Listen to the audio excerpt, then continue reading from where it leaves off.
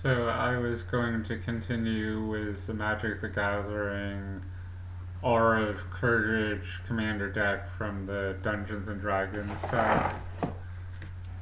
So far, I've revealed a handful of cards from the deck, and so now I'll continue with the remaining cards in part 2 of this reveal of the deck list.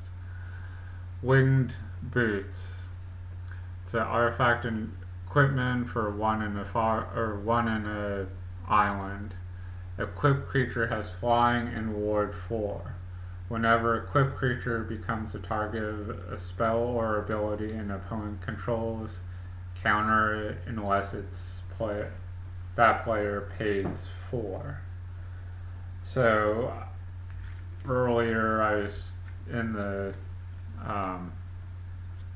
previous video, I found someone that had Ward 3, and at the time I wasn't sure what that was because normally I haven't seen that many cards with Ward. So, but yeah, cards being targeted by spell or ability of an opponent, counter it unless it's that player pays however much it is. In this case, it's Ward 4, so the player would have to pay 4 mana. So, sort of an ability that acts as a counter spell almost, which is kind of a counter spell unless the person pays a certain amount of mana. I find that kind of interesting. The mana to play it onto the battlefield is 1 in an island. The equipment cost is another 1 colorless, so fairly cheap compared to some of the equipments and some of the equipments and enchantments, but does an okay thing for its cheap cost. Belt of Giant Strength. It's artifact equipment for 1 in a forest. Equipped creature has base power and toughness of 10/10. Equip 10. This ability costs X less to activate, where X is the power of the creature it targets. So if you're targeting a 2/2, the initial equipment cost is 10, but where the power is 2, it is actually 8 instead of 10 because you're subtracting that power, which happens to be 2, from the 10 to get 8. So you're spending potentially a lot for the equipment cost to boof up a creature, but you're also making it a 10/10, so it could really go either way. If you have a lot of mana and don't have a lot in your hand,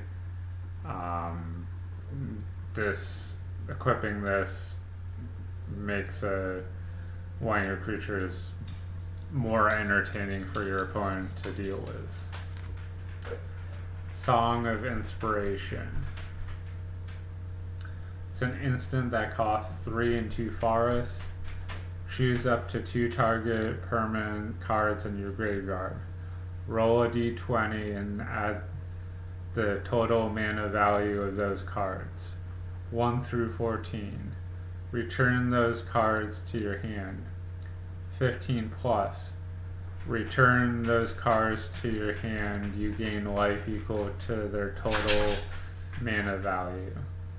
So if you roll a d20 and you only get 5, but then the mana value of one of them is 2 and one of them is 3. You're adding 5 and 2 to get 7 and 3 to get 10, which would be between the 1 and 14. You're only returning them to your hand. But if you, let's say you rolled a 12 and you had the same 2 mana and 3 mana, well, that'll be 12 and 2 to get 14 and 3 to get 17. You're then returning them to your hand and gaining life equal to the 2 and 3 mana. So you're gaining 5 life in addition to returning them to your hand. So either way, you're getting something back and you're potentially gaining life depending on the roll of the dice and the mana value. Colibri of Mithril Hall. It's a 2/2 human archer. It happens to be a legendary creature, so it could be a commander, but not for this deck because it's forest and plains. There's no island in it, so you wouldn't be able to run any of the island cards in this deck. Has first strike and reach. So first strike, reach. Whenever Caddy of Mithril Hall attacks, put a 1/1 counter on it for each equipment attached to it. Tap 1, remove all 1/1 counters from Caddy Bree. It deals X damage to target attacking or blocking creature an opponent controls, where X is the number of counters removed this way. Ride the Avalanche. It's an instant that costs a forest and an island. The next spell you cast this turn can be cast as though it had flash. When you cast your next spell this turn, put X 1/1 counters on up to one target creature, where X is the mana value of that spell. So that's kind of cool. You could, put some 1/1 counters on something in addition to playing whatever the spell is. And where this gives the spell, as if it had flash, you could, play a sorcery or creature on your opponent's turn, because this is an instant, so automatically you can do it on your opponent's turn, and then gives the next spell as if it had flash, so you can play a non-instant card as if it was an instant, pretty much. Angel of Finality. It's a 3/4. Guess what? It's creature type's angel. Has flying. I know, shocker. An angel that has flying. When Angel of Finality enters the battlefield, exile all cards from target player's graveyard. So, that would be kind of cool if you were able to mill your opponent's library and then, hey, let's play this, and exile your library. As in your opponent's. But I don't know that there's really many white mill cards. And really this deck's about equipment and enchantment cards, so normally there wouldn't be much in the way of milling anyway, but you could kind of build a mill deck around adding this to get rid of whatever your opponent has in their graveyard. Pure Steel Paladin. It's a 2/2 human knight that costs 2 planes. Whenever equipment enters the battlefield under your control, you may draw a card. So you don't have to, but unless you're low on cards, I don't know why you wouldn't want to draw a card. It has metal craft equipment you control have equip 0 as long as you control 3 or more artifacts. So equipment are usually artifacts, so if you have 3 artifact equipments on the battlefield, they automatically have equip 0 with this Pure Steel Paladin on the battlefield. Realm Cloak Giant. It's one of those sort of dual cards in a way. You can cast it for the Sorcery Adventure, which is actually cast off. Cast off costs 3 and 2 planes. Destroy all non-giant creatures, then exile this card. You may cast this creature later from exile. So, I mean, not really dual card. Dual card is more of a one or the other.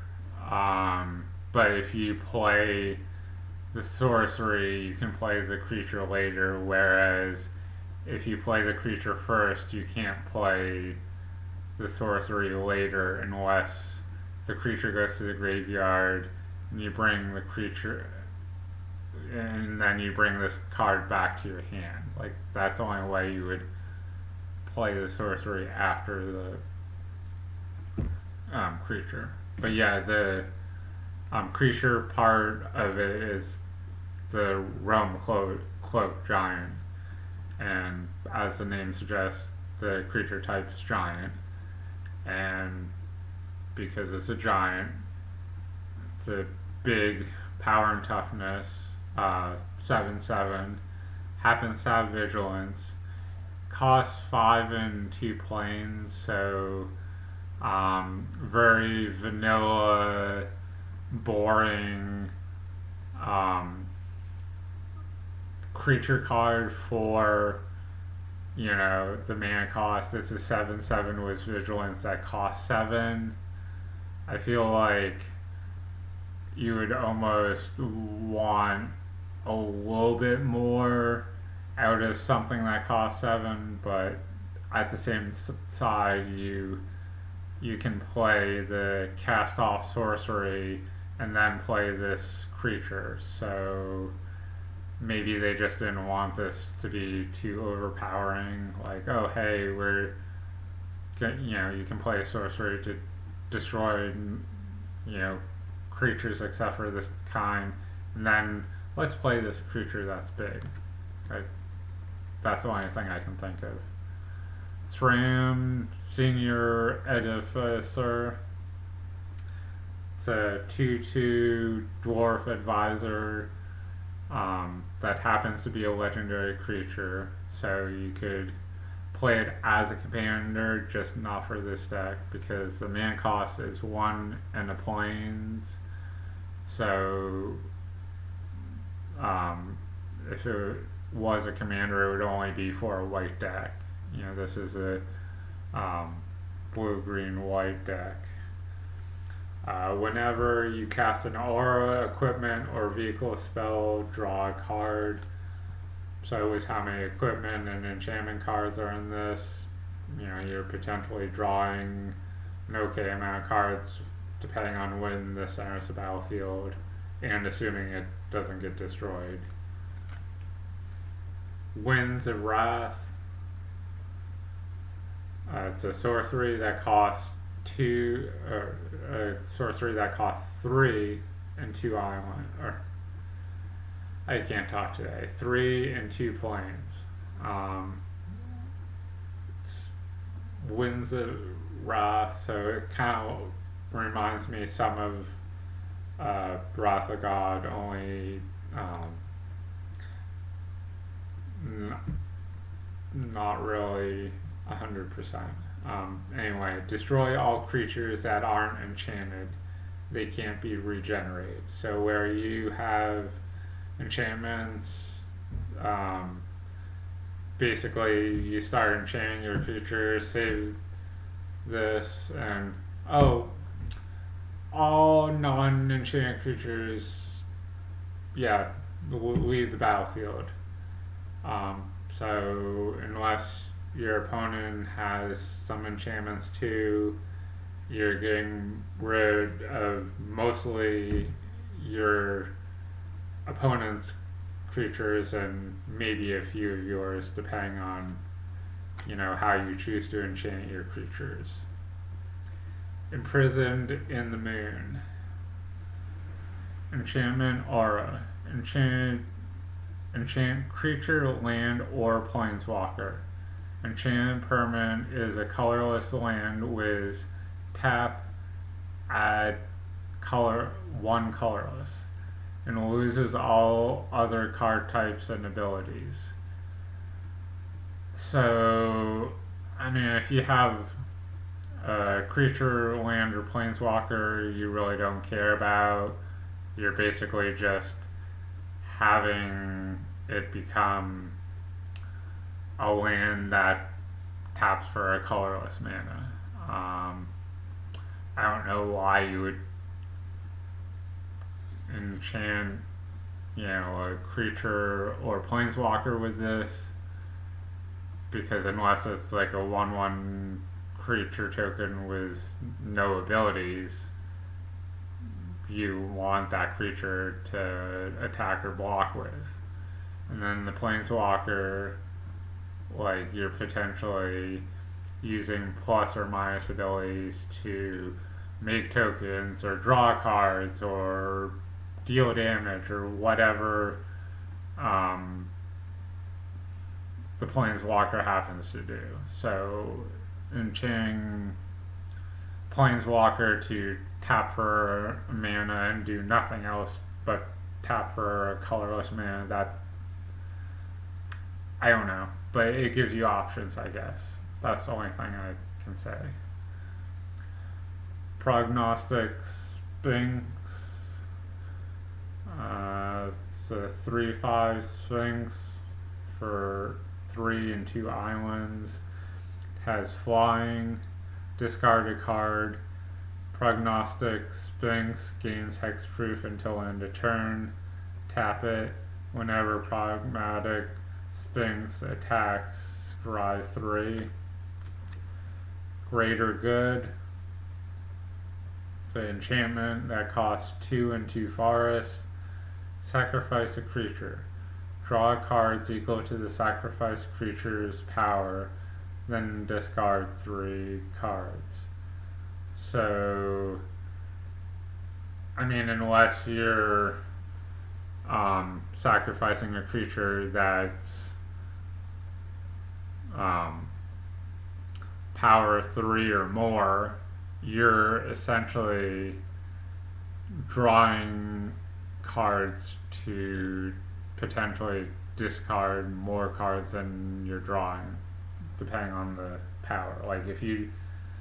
If the power of the creature was only 1 or 2, you're drawing either 1 card to discard 3 or drawing 2 cards to discard 3. So, it's a double-edged sword. You're potentially getting rid of a powerful creature so that you have more cards to choose from before discarding cards.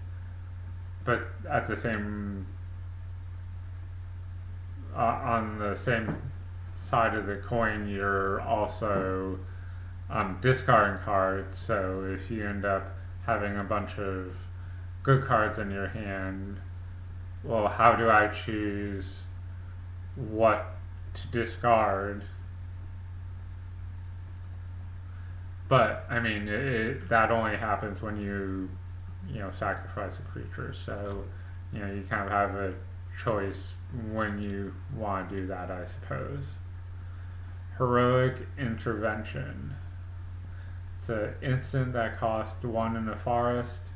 Permanents you control gain hexproof and indestructible until end of turn. So, I mean, for 2 converted mana costs, you're basically giving everything protection, both in the form of hexproof, which prevents your opponent from targeting your permanents with spells or abilities, plus indestructible, so like anything that would attack, you're saying lethal damage doesn't mean anything, basically. I want to say Shadow Spear or something like that might remove hexproof and indestructible, so that's about the only time this card would kind of be negated, if you will, or if your opponent plays a counter spell. Verdant Embrace. It's an enchantment aura that costs 3 and 2 forest. Enchant creature. Enchanted creature gets +3/+3 and has, at the beginning of each upkeep, you create a 1/1 green sapling token. So that's pretty cool. Boof up a creature and get a 1/1 token at the beginning of each upkeep. So it's not just your upkeep, but it's your opponent's upkeep. So it's commander, so let's say you're playing the minimum is 2 people, but you would ideally be playing with more, but let's just say 2. Okay, I go 1/1 sapling token, do whatever I'm doing on my turn, pass turn, my opponent's turn, another 1/1 token for me. Now, if you're playing with 5 or 8, that's when it really potentially gets interesting, because for each opponent, it's like, okay, 1/1 sapling for me, opponent A, another sapling for me, opponent B, another sapling for me. So you could see how, 5 to 8 opponents, all of a sudden, you're getting tons and tons of, even if they're only 1/1s, you're getting a bunch of tokens. So your opponents would potentially want to deal with this or the creature it's attached to. Cold-Eyed Selkie. It's a 1/1 merfolk rogue that costs 1, a forest or an island, and another forest or an island. So, you have a choice of, either or for the mana symbols. You have 2 mana symbols that's a forest or an island, depending on what you have for lands out. Island Walk. This creature can't be blocked as long as defending player controls an island. Whenever Cold-Eyed Selkie deals combat damage to a player, you may draw that many cards. Fleecemane Lion.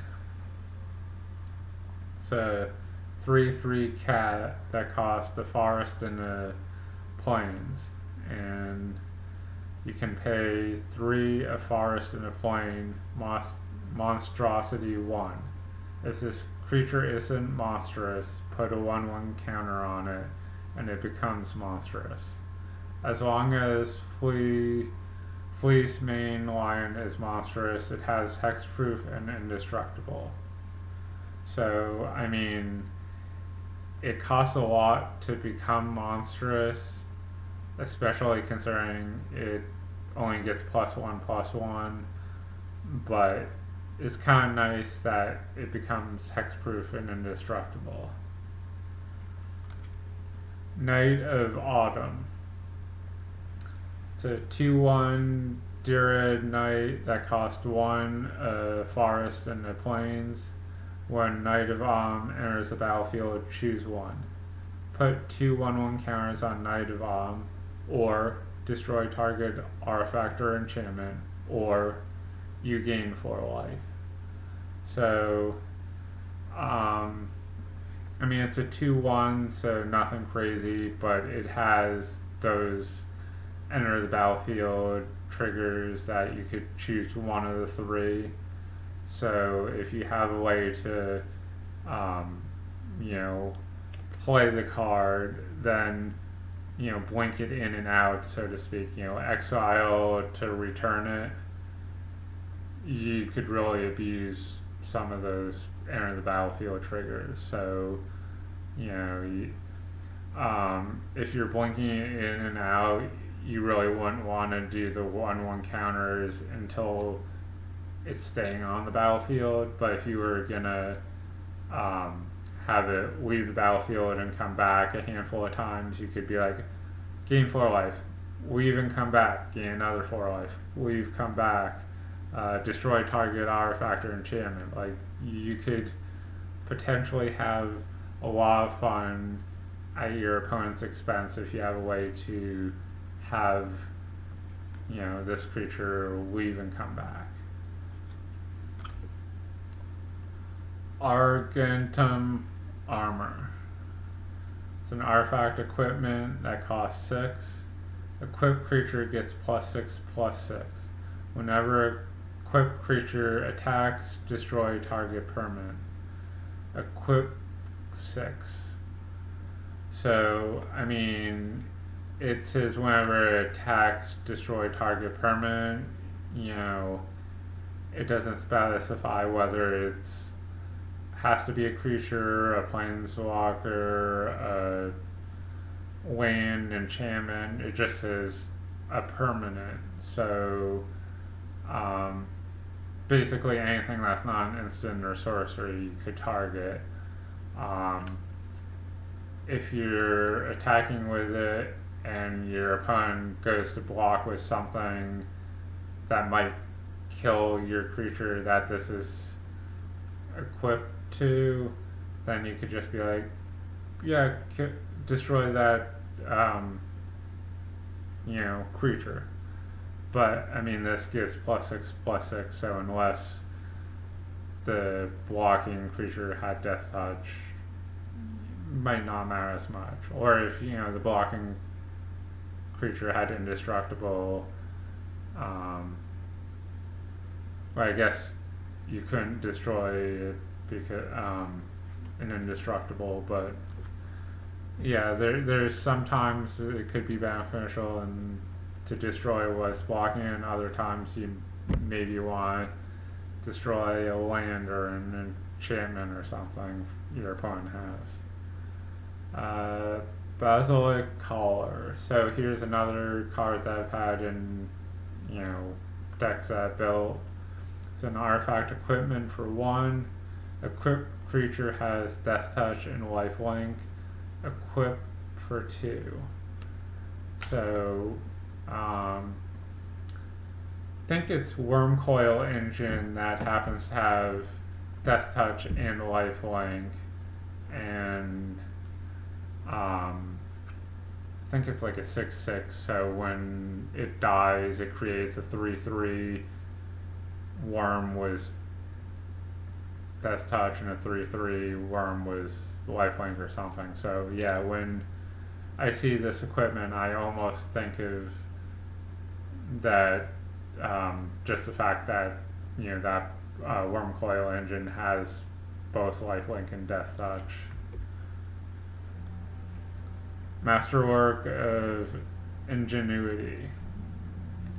It's an artifact equipment. You may have Masterwork of Ingenuity enter the battlefield as a copy of any equipment on the battlefield.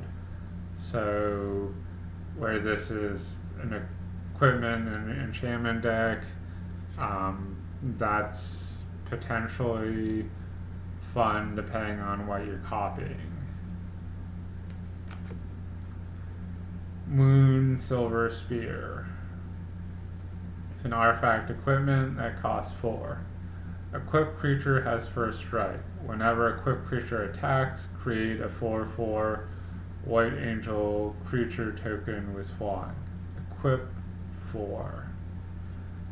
So you're giving your creature first strike and making tokens when you attack with it. So hopefully you have something that is strong enough to deal damage on the first strike damage phase, or hopefully your opponent doesn't have first strike, double strike, whichever, because then you could maybe have 5/5 first strike, where you have first strike, deal the 5 damage first, kill off a 3/3, and be able to survive to continue attacking other turns.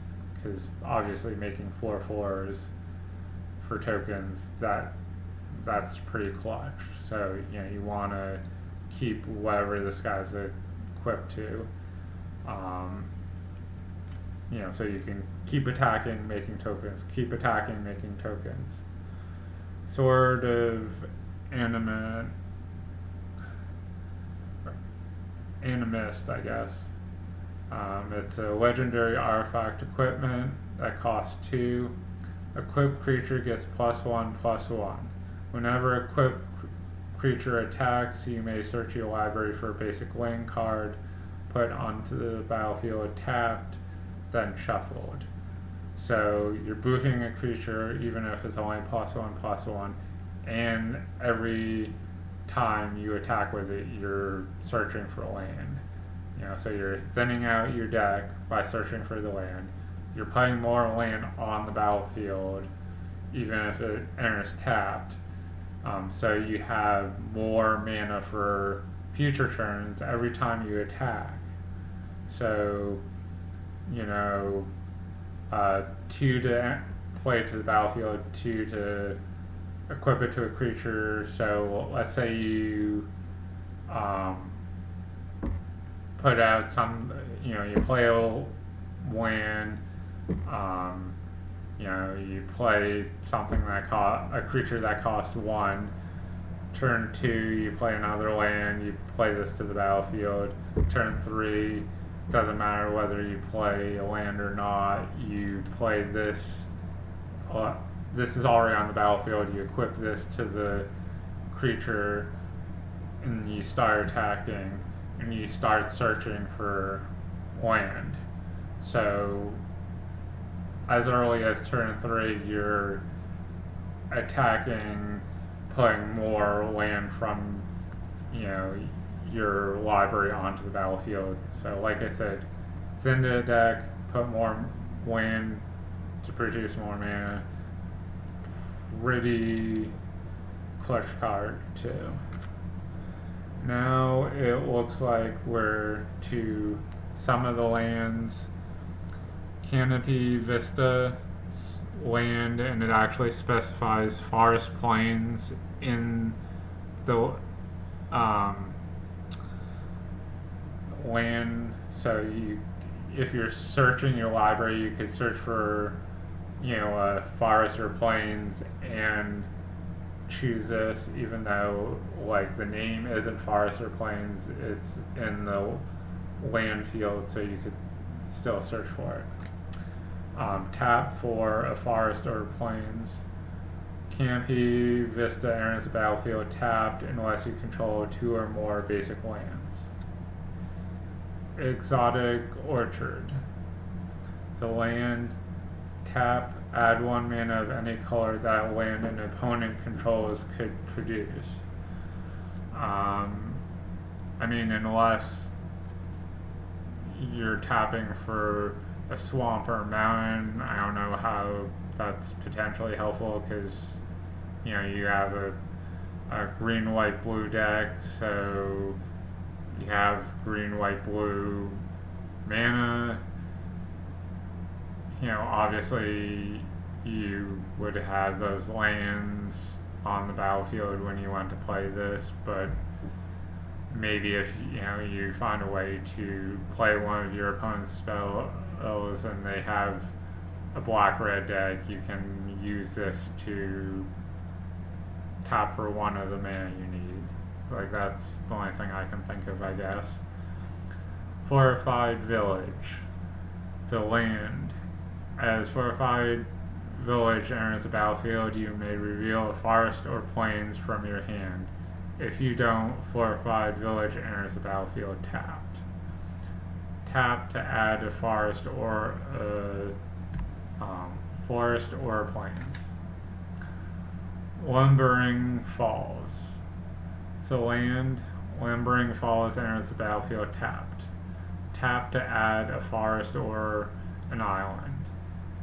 Or you can pay 2 a forest and island. Lumbering Fall becomes a 3/3 green and blue elemental creature with hexproof until end of turn. It's still a land. So kind of cool, land that could potentially become a creature if you need it to be. Port Town. So land, as Port Town enters the battlefield, you reveal a plains or an island card from your hand. If you don't, Port Town enters the battlefield tapped. Tap to add a plains or an island. Prairie Stream. So land, and it has plains island in the land type field, and then it says tap to add a plains or island. Prairie Stream enters the battlefield tapped unless you control 2 or more basic lands. Skycloud Expanse. It's a land, you can pay 1, tap, add a plains and an island. So, you're paying 1 mana to get 2 mana. It's at that point, it's more or less the same as a land, but you're paying 1 to get the second. So, I don't know. Good, bad, indifferent, I don't know. And then have another one of it, just a different color combination. Sungrass Prairie. It's a land that you tap. If you pay 1, you tap to add a forest and a plains. So forest and a plains instead of plains and an island. Soul Ring seems pretty much a staple to most any commander deck. It's an artifact that costs 1, and you tap to add 2 colorless. Switchfoot Boots. It's an artifact equipment that costs 2. Equipped creature has hexproof and haste. Equipped for 1. Viridian Longbow. It's an artifact equipment that costs 1. The equipped creature has tap. This creature deals 1 damage to any target. Equipped 3. So, between putting it on the battlefield and equipping it to a creature, it costs 4 to basically allow you to tap the creature. Not attacking, just, tap it to have that deal 1 damage. So it doesn't receive damage from, having it become blocked, but it's only doing 1 damage. So I could really go either way on that. It's a lot of mana to do 1 damage anytime you tap a creature. If you don't have something to, untap it, you're basically, wasting, tapping it instead of attacking with a creature. Because if you put that on a 5/5, You could attack for 5, or you could tap it, not have it receive any damage from your opponent's blocking creature, and it deal 1 damage instead of attacking for 5. So unless you're worried about your 5/5 dying, it would just be better to attack with the 5/5.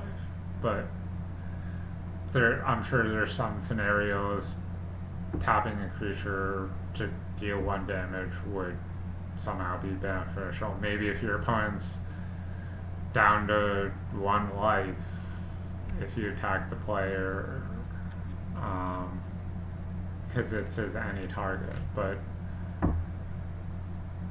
other than that, I don't know. Azarus Chancery. So land, Azarus Chancery enters the battlefield tapped. When Azarus Chancery enters the battlefield, return a land you control to its owner's hand. You can tap it to add a plains and an island. Bant Panorama. It's a land. You can tap to add a colorless, or you can pay 1, pay 1, tap it, sacrifice, Bant Panorama, which seems kind of silly. If you're sacrificing it, why are you tapping it to sacrifice it? Why not just say pay the 1 mana, sacrifice it? Why are you adding tap? Oh, it sacrifices, so it goes super. I don't know. But yeah,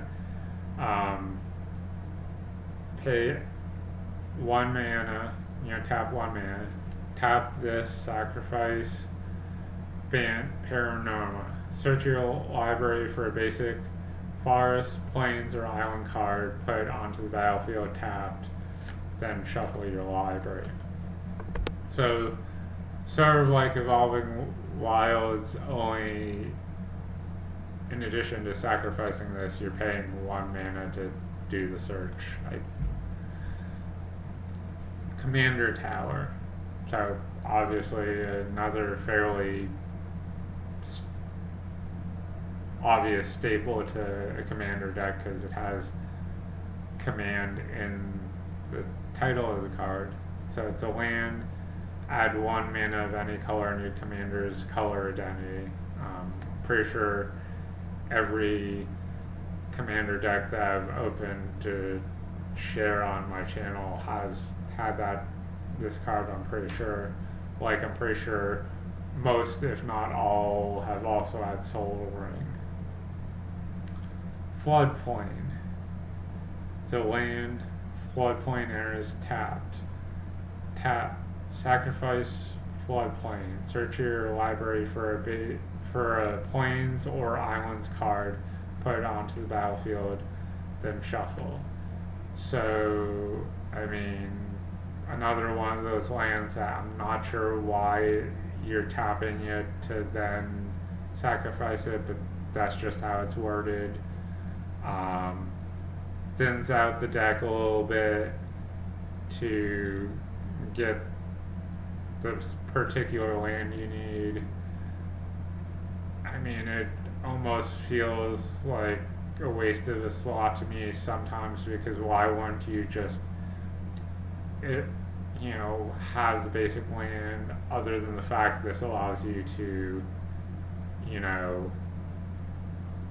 have a card in the slot that then you search for another card. I don't know. I could go either way on that. It sometimes feels like a waste of a slot, though.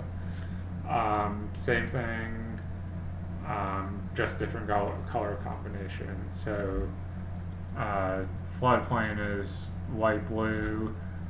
This one's green-white. Grasslands. It's a land. Grasslands enters the battlefield tapped. Tap. Sacrifice grassland. Search your library for a forest or plains card. Put it onto the battlefield. Then shuffle. Hellamar Depths.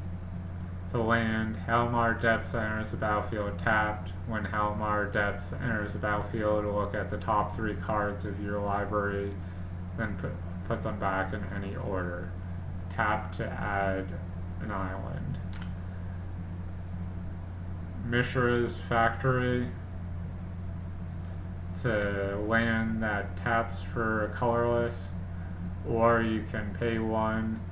Mishra's Factory becomes a 2/2 assembly worker artifact creature until end of turn is still a land.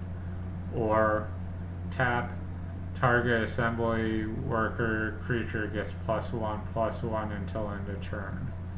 So offhand, I don't remember any other assembly worker cards in this deck so far, but you can pay 1 to make this a 2/2 assembly worker, and then you can tap it to put 1/1 on it until end of turn. So unless you have a way to untap this land, you make this a creature that's still a land, tap it to put a 1/1 counter on it, and then you can't attack with it because it's already tapped, unless you have a way to untap it. So, seems kind of silly because, it only becomes that creature until end of turn. So yeah, you would have to add something to untap your land. Passive Ancestry. Land. Passive Ancestry enters the battlefield tapped. Add 1 mana of any color in your commander's color identity, so similar to Command Tower. When that mana is spent to cast a creature spell that shares a creature type with your commander, scry 1.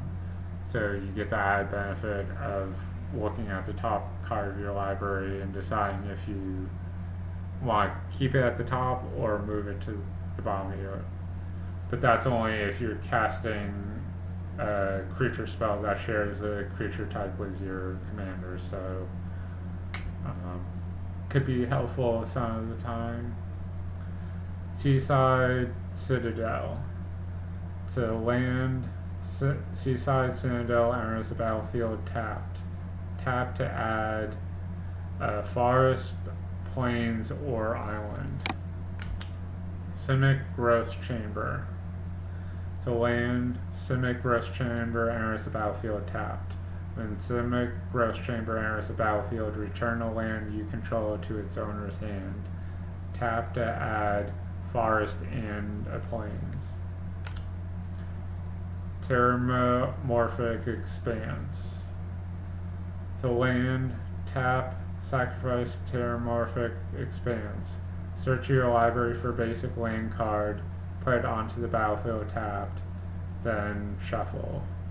So kind of like Evolving Winds, you're sacrificing it to look for a basic land. Thriving Grove. It's a land. Thriving Grove enters the battlefield tapped. As Thriving Grove enters the battlefield, choose a color other than green. Tap to add a forest or 1 of the chosen colors. And so this one's green and a chosen color. The next is, the same idea, just, in this case, it's white and another color. Thriving Heath. Thriving Heath is a land. Thriving Heath enters the battlefield tapped. As Thriving Heath enters the battlefield, choose a color other than white. Tap to add a plains or 1 mana of the chosen color. And then finally, the third color from our commander deck, blue, because we already did the green and white version. So Thriving Isle, ironically looks like an island. It's a land. Thriving Isle enters the battlefield tapped. As Thriving Isle enters the battlefield, choose a color other than blue. Tap to add an island or 1 mana of the chosen color. Vaidu Ghazi, the City Tree.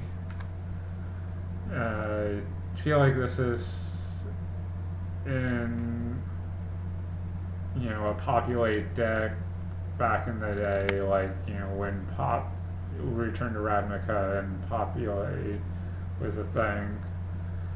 Tap to add a colorless mana, or to a forest in the plains, tap, create a 1/1 sapling creature token. So obviously, populate, you're making a copy of creature tokens, so this makes the tokens, if you have enough mana and don't need to tap this land for a colorless, you're like, oh hey, tapping to make a token, and yeah.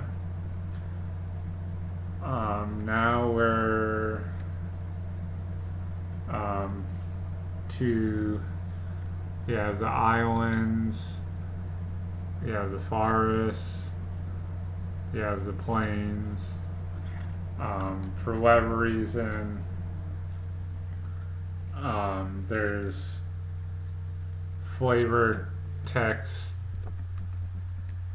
in these lands, which normally you just see, the symbol down here. So that's kind of unique that, they have the picture and then they have flavor text instead of this symbol. But, it actually does say island for the islands. Actually says, forest for the forest. It just has flavor text. And then we